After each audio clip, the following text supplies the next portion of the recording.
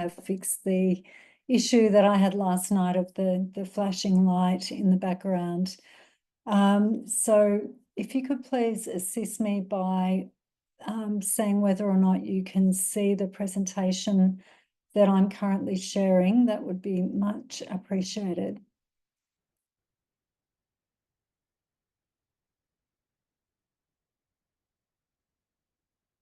I'll wait a few more moments until hopefully some other people come in.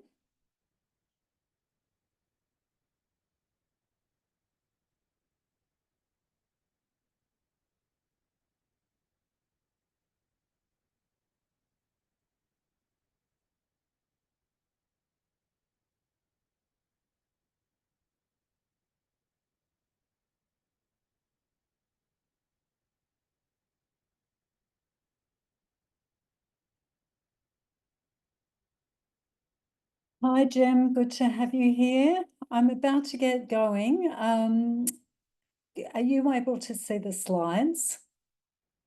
If you could pop a message in the chat, that would be really helpful.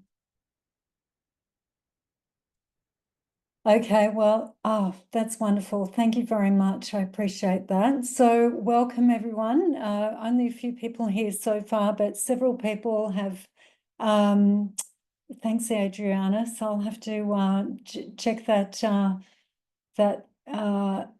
app that you've got going there. I've also will be recording on a few different options this evening. So the recording will be available on the Standout Medical Careers YouTube channel. And I will also send those recordings on to people that have registered for this series. So we've had quite a few registrations come through, which is great. This is a bit of a different presentation series that I'm running this year. So I'll get into it and explain why we're here. So as I mentioned last night, my name's Anita Fletcher. I've been running Standout Medical Careers for 5 years. The 5th birthday is coming up, so I really wanted to do something different and hopefully offer something of great value to doctors who are preparing for various opportunities within their careers. Of course, interview season is upon us, but I think what I've tried to do with the workbook that I've also provided is to encourage people to keep checking in and revisiting their goals, revisiting what's important to them, and how where their strengths lie and how they can communicate those to other people. So that was really the topic of last night's webinar. So if you've missed it, I am going to be recording that in the next day or two again, because we had a light flicking in the background and the recorder joined later than expected as well. So let's get started. I've just switched on an additional recorder to make extra sure that we capture this. Okay, so as everyone's aware, I hope it was clear that the session this evening is on, is on networking and building a portfolio career. So last night, as I said, we looked at crafting and communicating your value proposition. I got some lovely feedback from some of the people who attended, including one from someone this morning who said they were too tired to work through the workbook last night, but this morning they got onto it really early, and they said that it set them up very well for the day, and they found it really useful reflection. So that's the purpose of providing this to you all, and hopefully it's something that you'll be able to refer back to at other times as well. And on Friday afternoon, I thought it would be useful to sort of extend the theme of networking that we'll talk about this evening, explore, how you can use your powers of persuasion and influence in various ways within your professional lives, and also get started with an action plan on now that hopefully you'll have set some goals or refreshed your goals or refreshed your recollection of what they are, and had a look at the objectives again in terms of what you need to achieve next, then you can start putting together an action plan. So I will be providing that other document on Friday. So please join if you can. I appreciate it's not an ideal time for everyone, but really with doctors, there is no ideal time for everyone. So let's get into it. As I mentioned, I've been doing this work for 10 years now, 5 years working for the AMA, and now with Standout Medical Careers, running the business since early 2020. Some of the key services that I offer are around the things up on the screen here, but I also assist people with a lot of different situations that they're navigating through their professional lives. I'm very pleased to have a continuing relationship with MIGA, one of the 4 medical indemnity providers in Australia, and I offer a discount to MIGA members. And we're also about to get going next week with the first 4 webinars for MIGA members who are medical students and hospital doctors early on in their careers. So I hope to see you there as well. So, I put this slide up last night. If those of you who were here last night, there are a few that are repeated because the themes are really being repeated throughout this series. I made that very intentionally that way because I think that you always need to be considering what your expertise is, where your skills lie when you're either applying for jobs or working on, building new relationships with people, reflecting on how is what I can offer relevant to what other people might find of interest. And also when you're obviously planning your career, the next steps in your career. And so, obviously earnings are a big part of that. It's not something I often talk about with doctors, but it's clearly a big part of our professional lives in terms of what we will be paid. Last night's one of the slides on motivations included, income, and it makes an enormous difference to get onto training earlier than as early as you can and want to, and also stepping up into more senior roles as you go through your career. So there's a lot of good reasons to be thinking about these topics now and doing something about it, putting some clear plans in place. I asked this question last night as well. Happy for people to put in the chat, or happy for you to reflect on this. What brings you here tonight? Is it one of these following things? A job coming up, you're feeling a bit stuck, you're not sure which way to go, you're planning a change, but you're not sure what that looks like. And the other points listed here, and the final one, self-promotion makes you wince. Last night we talked about how we can develop the content to share with other people to demonstrate the value that we bring.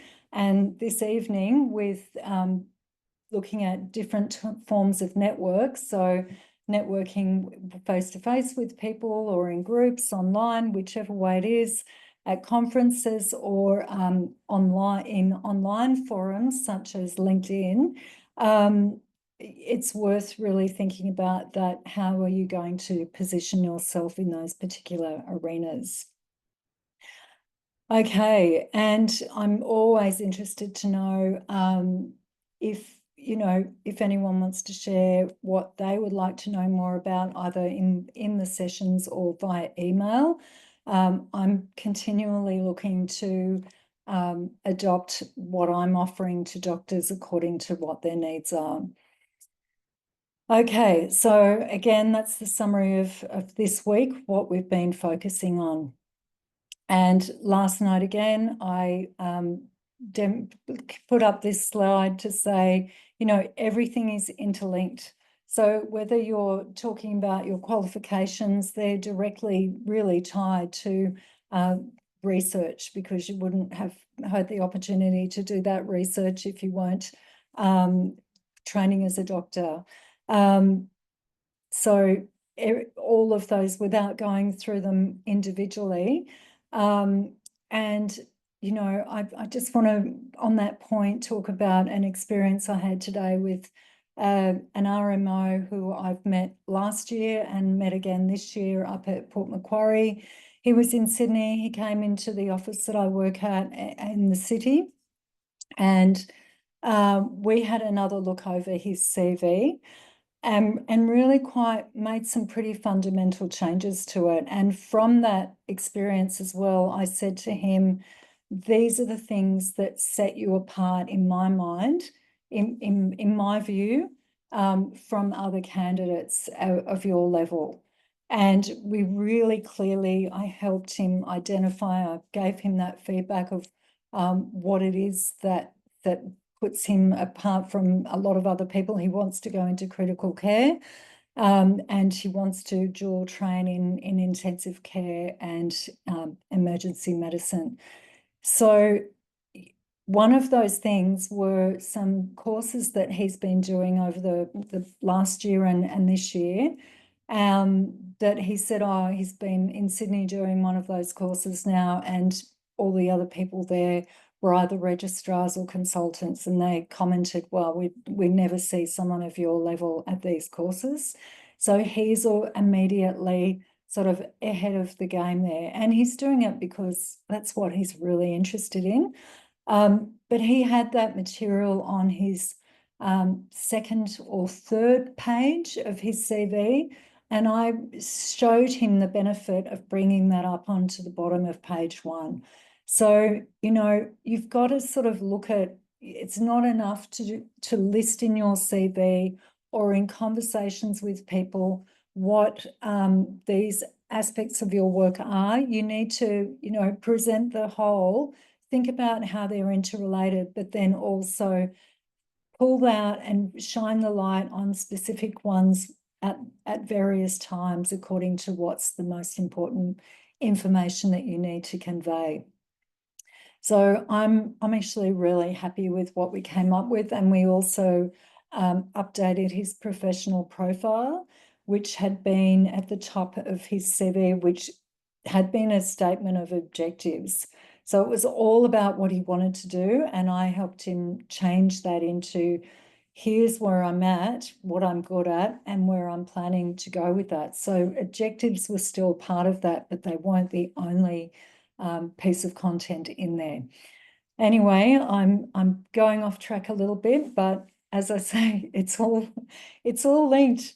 So this evening I will focus on planning a portfolio career, a range of interests, if that's something that's appealing to you, and clearly it must be if you're here.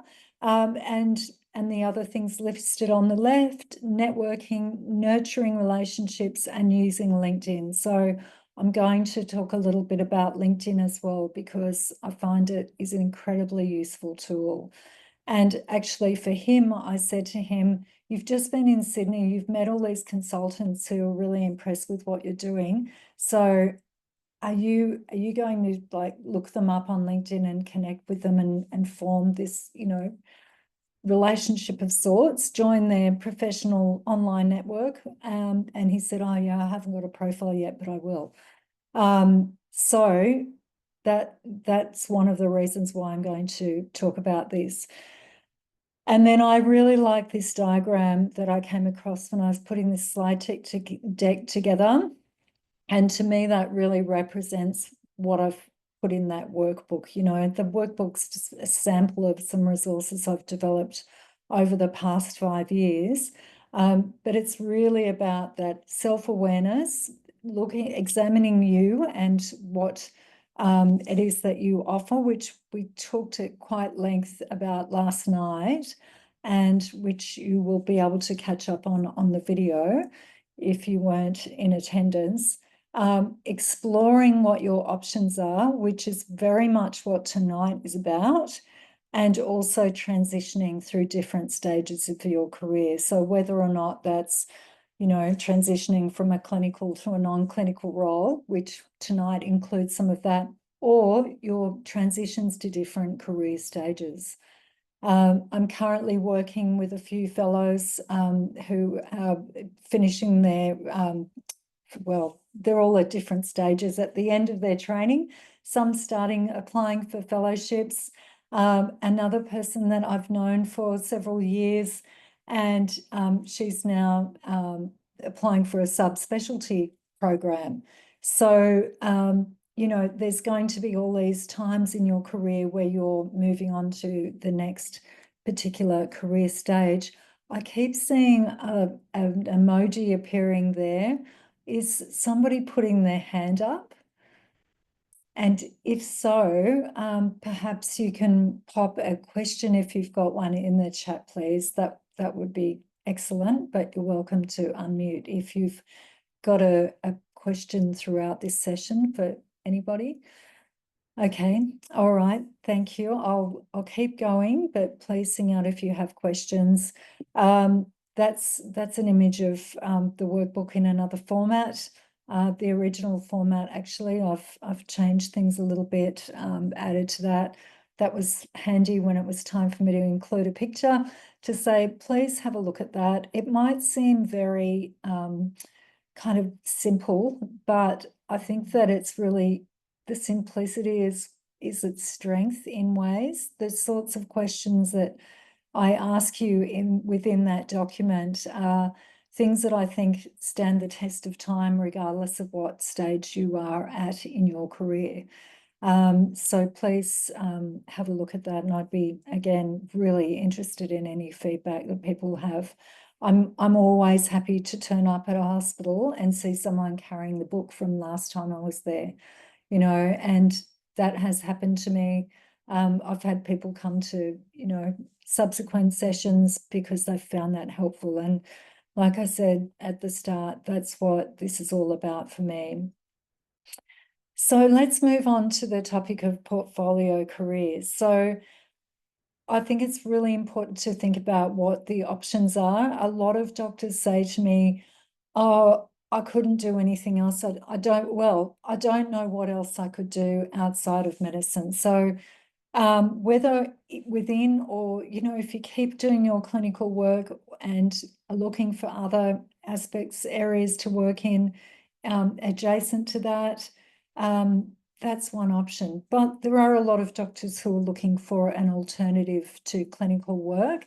So here are a couple of examples. So medical leadership, medical administration, there's several people I know who have gone into medical administration once they've been working as a doctor for a few years. So that could be something that appeals to you at some point. There's a lot of other areas as well in terms of consulting organisations outside of the hospital and private practice setting, and a few of those are listed there. And the list goes on. I'm not going to go through each of these. I'm touching on it.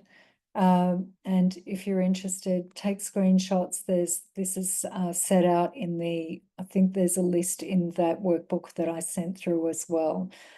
So whatever it is, if you're looking for a combination of roles, that's really what a portfolio career is. So as I said last night, love a good definition to clarify terminology that often people bandy words about and not everyone's sure of what they mean by that. So that kind of working style enables you to have a lot of variety within your working life. And of course, you can get that through clinical only work. Doctors have a real mix of types of work anyway, but I thought it's worth covering this topic. It's been a very popular one in the past. So here are some of the benefits of doing this. you know, and often I speak to people and they tell me that it's time for a change. They have been in medicine for a long time and they're looking to do something else, take their skills into another setting, um, and potentially into develop new skills and additional skills, work on existing skills, develop those further, to work in a quite a different role from what they've been doing clinically. But having that mix positions you, I think, incredibly well, because it gives you all of these different options. And it's also a case of, you know, not putting all your eggs in one basket. Outside of medicine at the moment, there's a lot of redundancy going on with roles being made redundant, and I think that there's a lot of that to come. I'm not sure our society's ready for what I expect to be a huge rise in changes of work styles, and I'm wagering unemployment, which is not a great thing. So mixing up your options is not a bad idea as well, in terms of providing longevity for your career. So when you're interested in working in a different area, whatever area it is, even if you're still clinical, focused on your clinical work, but you want some new opportunities, there are a few areas where you can express to people what it is that you're interested in doing and ask them questions and seek information as to how you can move in that direction. So, for example, you know, basically, if you're doing a role and you have a job title, people will usually assume that you're quite happy doing that, and that's what you wish to continue doing. But it's not always the case that people do want to be doing that. So, you know, you can talk to people in the workplace, you can talk to people when you go for an interview, even before an interview. If you're, whatever it is you're looking to do, you can talk to a recruiter and have a private conversation with them to see where there are opportunities. So if it's a medical recruiter, they know where the jobs are opening up. They're a great source of information for, in so many ways. They're incredibly well connected to different organisations and individuals within the health service. So, and they, as I said, they know where the jobs are coming up. So forming relationships with one recruiter or two might be really helpful. And outside of medicine, also with other organisations where, say, for example, you're a senior medical officer and you're looking for an executive level role outside of medicine, there are particular recruitment companies that do just that. So there's all of these different places that you can engage with people and talk to them about what your plans are. You can also do that in more casual or even formal networking. I'm starting to see a lot of emails about conferences coming up for this year. There's a few that I'm interested in attending as well and potentially exhibiting at. They're great opportunities for meeting people. And I've gained a number of clients for my business through attending those events. And I've also met a lot of really interesting people and had a really good experience learning more about the issues that affect doctors since I've been attending those. And actually today, I'm not kidding, I received an email from someone saying, we met at this conference a few years ago in New Zealand. Do you do this type of work? And you know, could you send me some information about that? So that was in 2023. So at least a year and a half ago now, since I met that person who, you know, is now remembering me and getting in touch. So, you know, make those connections. And again, it's really helpful then to engage some form of social media. Because she said to me in the email, oh, I see that you were delivering a workshop at Port Macquarie recently. So she's either found that out via, well, could be word of mouth. It could be social media, because I did do a post on my session, my workshop up there, or it could be via a newsletter that I've sent out. So somehow she has received notice of that.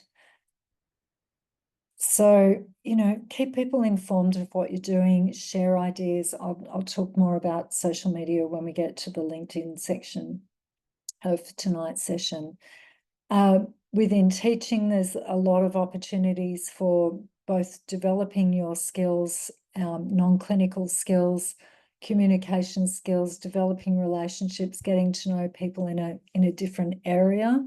One of my clients also, who's actually returned to me this year, she's a pediatrician in another country, and she started a role back when I was working with her in 2022.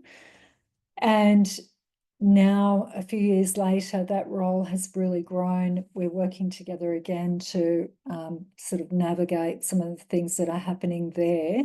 And the role that she's taken on is an academic, really a management leadership position, and involves innovation in a whole new area in that location where she's at. So it's a huge combination.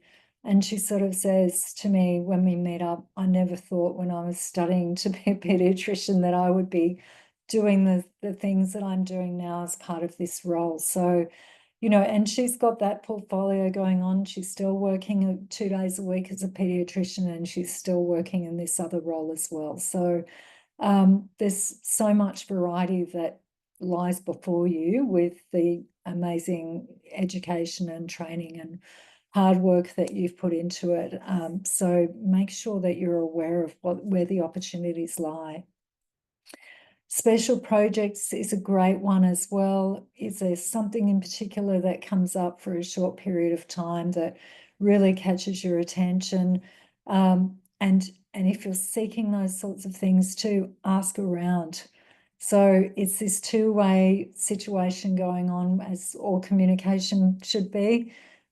This is a bit of a one-way environment, unfortunately, but letting people know what it is that you'd like to do, and then being around the places where you're going to get that information or seek it out, go looking for it, talk to people about what is happening and where can I get some more of that.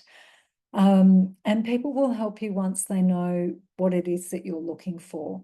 And that's another reason why I said to that RMO today, people know you're keen. He'd be a great person to have a LinkedIn presence, even if nothing else, just to maintain contact with the people that he's meeting as he goes through his medical work, but his other interests as well. He does have this some very strong interests that are outside of medicine, but which are involving developing skills that I think are going to be incredibly beneficial for his career in terms of the work he wants to do with education and advocacy. So, there's such a variety of activities possible. Events, as I mentioned, are great forums for connecting with other people and sharing your expertise and sharing what it is, your big ideas and your goals with other people. Okay, so this is really about thinking outside the main area of focus that so many of you most likely have been honed in on for a long time.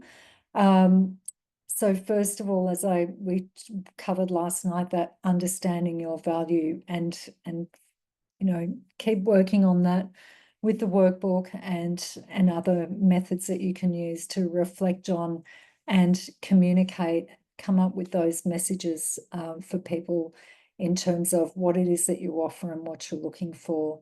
You can talk to somebody like me to help you identify these things, which is the purpose of of the workbook and these sessions.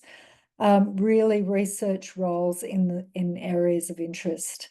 So I say recommend LinkedIn there, particularly for non-clinical work. And if you want to know, or even clinical, if you want to know about other organizations that are doing work in different fields and areas of medicine, LinkedIn is such a great place to look, because it's not only, it doesn't contain just the LHDs that a lot of doctors are sort of funneled into that environment through the course of their training, and they keep working in there and maybe extending into private practice and other areas. But it also opens up the door, sort of lifts the veil on all the other organizations worldwide that are working in different areas of medicine and science and you name it, economics, whatever your interest is, you'll find something to provide you with further information on LinkedIn. I guarantee it. And better still, you get the insights into the companies and you get the insights into the people who work there, and you can make a direct line of contact with them. Okay, so as I say, develop the skills. You've got the points in front of you there. Gaining exposure to jobs, I think, is a really worthwhile thing to consider. You know, when we're in high school, we sort of went through in Australia our work experience. When you're working years later into your career, there's nothing maybe to stop you having a conversation, asking people to come and have a look at where they work, look around if that's allowed, have a talk to them about what it is that they're doing, and if you think that there might be some alignment with your interests in those roles. And of course, talk to people who work within those fields. So I'll move on to the networking and LinkedIn section now. And if anyone has any questions, please feel free to let me know. I'm kind of racing through this a bit. I think in the interests of our time, I'm happy to go to 8:30, but equally, if we finish at 8, I'm happy to stop there. I'm very mindful of you all having work and other commitments. So with LinkedIn and networking, I really think I think it's worth discussing these particular points. So first of all, why? Why you engage? Why do you want to engage? Why do you want to build a particular network or have a presence online? Because if you start with that why, then you'll be able to set out a plan for that more easily. So really understand the reasons for doing that, and then consider your approach to do it, and even having a strategy for doing that. And it doesn't have to be a complex strategy. With social media, a lot of people talk about having marketing strategies. You know, I've been told several times to have one as a business owner. Not so great at that. That's not one of my strengths. But I have quite a loose, I do have a strategy. It doesn't mean I post on LinkedIn and everywhere every day and I'm generating lots of content, but I generate an amount of content and I post and you know, fairly regularly, and I try and be consistent with those. So that's and the reason why is to put the word out about what I'm doing and how I can help people. So consider that, think about the benefits. To me, the benefits have been, you know, many and varied. It includes, you know, hearing from people that I haven't heard from for a while. You see that people, you know, might like or engage with a post, but most importantly as well, I'm able to see what they're doing and support their work as well. Building this network of people that share similar interests is a hugely powerful thing, I think. And you need to think about how you're going to build your profile and what that presence is going to look like as part of all of that. I will talk about a couple of key inclusions in a LinkedIn profile, and then really encourage you to start some conversations. And some of my clients have done that on my advice of starting a profile. I've got no affiliation, by the way, with LinkedIn. I've got accounts and that's it. But I found it so incredibly helpful. And I started like everyone else with 0 connections, and then slowly started building connections, contacting people, having conversations with people in there, and getting to know people, keeping in touch with them through this medium. Okay, so it's a couple of different things. What is it? Those points are listed there. They're certainly true. So, you know, if you're an entrepreneur, and you are looking to get people engaged in your business, that lead generation tool aspect of it is really valuable. And there's also a lot of you know, business being done through LinkedIn. I won't labor that point or go into any more detail there. Sorry, I'm a little distracted when somebody leaves the room, but that's completely fine. This isn't for everyone. So again, think about what's your reason for being on the platform, and then who is it that you want to connect with in your network. So for anyone who's looking to get onto training, I'd recommend that you following the colleges and the College of Interest and other affiliated bodies related to the specialty area that you're working in and seeking to gain more experience and continue your career with. And then you could think about people who are involved within that field. So look, there are so many people in there to choose from, but have a think about who am I going to be reaching out to, and whose invitations to connect will I not accept? So I draw a line. There are people that reach out to connect with me, and if I think that they're not, we don't have common interests, then I decline that invitation to connect and move on. Okay, some obvious people who you might want to have in your network are listed here. And, you know, support networks are really important as well. So have a think about each of those. And okay, again, some benefits. Sorry, this is you brought in some slides from a previous presentation. So further benefits are that you're able to showcase your talents and your achievements on a global stage. So that said, you can also be very particular about who you allow into your network and who you don't. So there are great privacy settings, and who can see your full profile and who can't. So for example, you can opt to have your connections only able to see your full profile. So if you're concerned about privacy, for potentially you don't want patients or their families to see your profile, but you want to have one, you can adjust the privacy settings within the platform to allow you to do that. Some of the other benefits are the employment and other opportunities as listed there. So, you know, LinkedIn is a place where a lot of organizations promote things that they're offering. Apart from jobs, the jobs also appear on there, and recruitment agencies post jobs up there.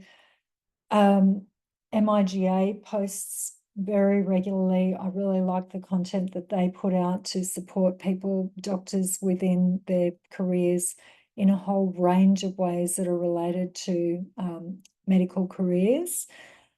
And in terms of other opportunities, scholarships are often broadcast on there, research opportunities, a whole range of things. So it's really worth having a look at.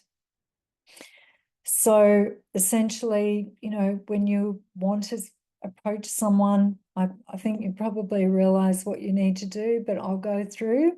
It is totally acceptable to reach out and invite someone to connect to your network.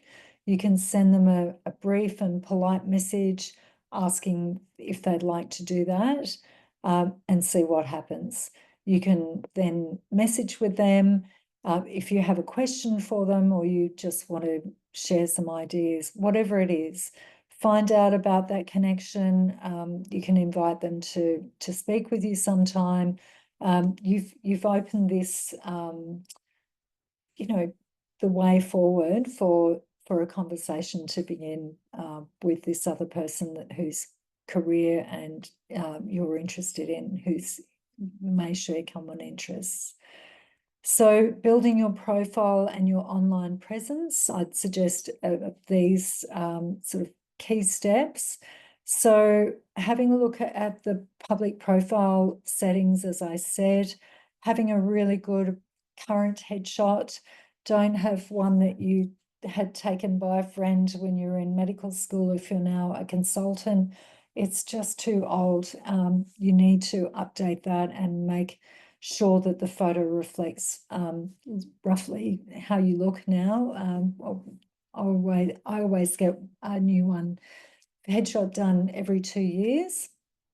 You can adjust the headline whenever you want to include particular aspects of your career and professional life and interests that you want people to know about you. Please, you can choose how much contact information you include on there. Sometimes people include their email address. Sometimes it's just, limited to that LinkedIn profile. That's the only way you can communicate with that person, and that's really understandable. Please make the most of the summary and the about sections on your profile.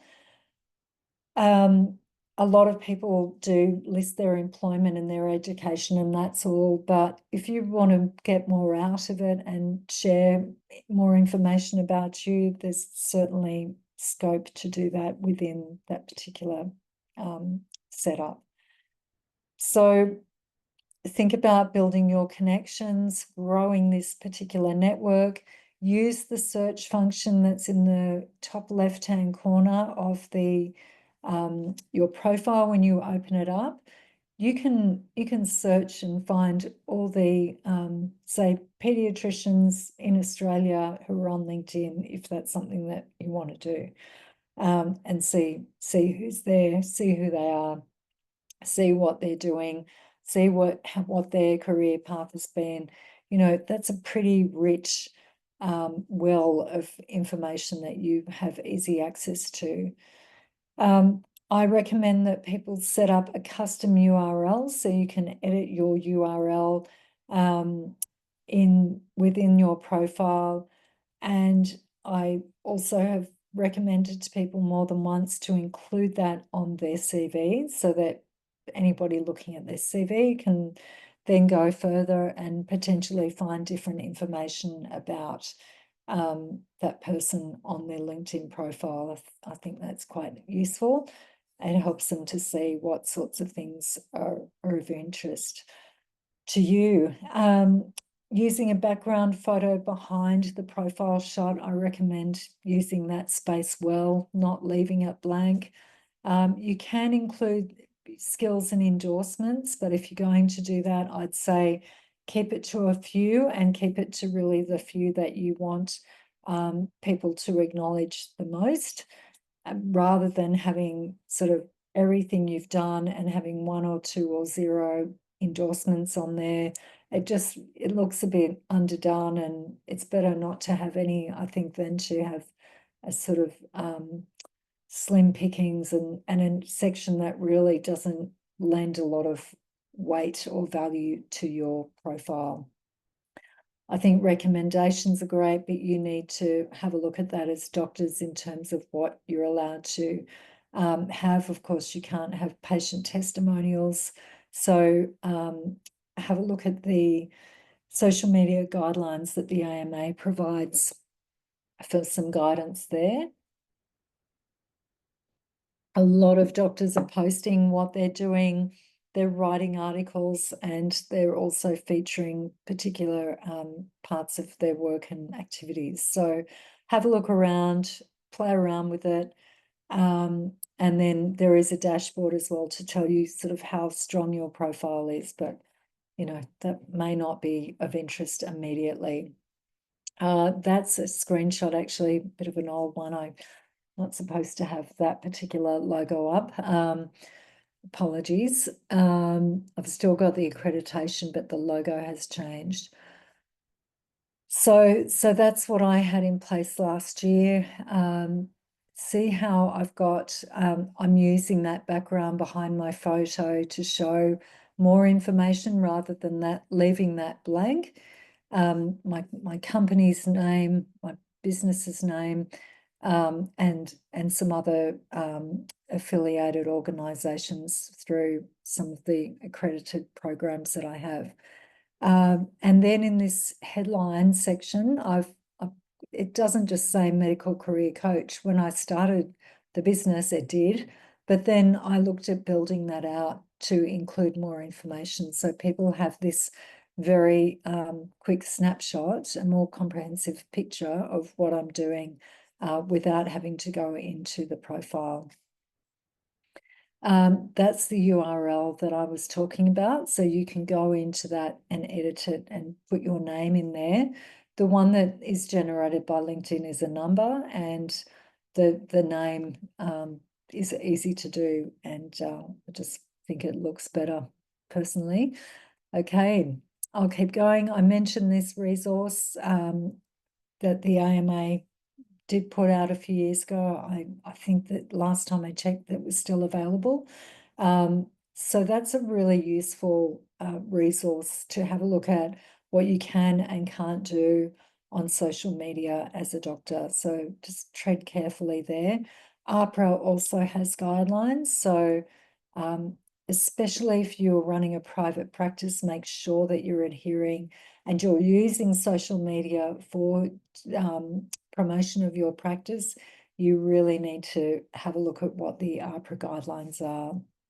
And I know an expert in that field. If anyone would like me to put you in touch with them, I can. Building your network, go for the low-hanging fruit to start with. Reach out to people around you that, will be easy people to connect with, to start sort of building up that group of people, and then you'll start seeing those people's feeds, what's going on. And in order to drive engagement with your profile, you can post, write articles, certainly share others' work and comment on other people's posts. And as I mentioned already, really connect with people that you have similar interests, or people are, within medicine and also outside of medicine, and then get in touch with people by sending messages to them. Okay, so I've got this question again, which I put up last night, about when somebody asks you what you want for your career, what will you say? So that's really encouraging you to continue to thinking about that, the way forward, and is your approach a bit hit and miss and last minute, or are you carefully planning out your time? There's one person that's been present last night who in this session, who I know has been doing that, took an early start on the application process for what they're trying to achieve this year, and has been consistently working towards gaining further information and taking that strategic approach rather than waiting until the last minute. I've had a few last minute people recently as well who've said that they knew that they needed to get organised earlier in the year, and now suddenly here is the applications are upon them and they're kind of scrambling to get those things together. So I really recommend that you do the strategic way, try and plan in advance. As I've already mentioned, I do a career coaching with doctors in a range of ways. Here are some of them up on the screen. So I won't delve into that any further. But please sing out if you need any assistance. And here are some ways that I'm happy to assist outside of these sessions: emailing me, booking a free session, having a look at any articles on the blog page on the website that might be of use, and looking back at recordings of previous webinars on topics like CV building, interview skills. And I'm going to leave the slides there. Thank you very much for attending. There's my contact information again. I'll stop the share and see if anybody has any questions.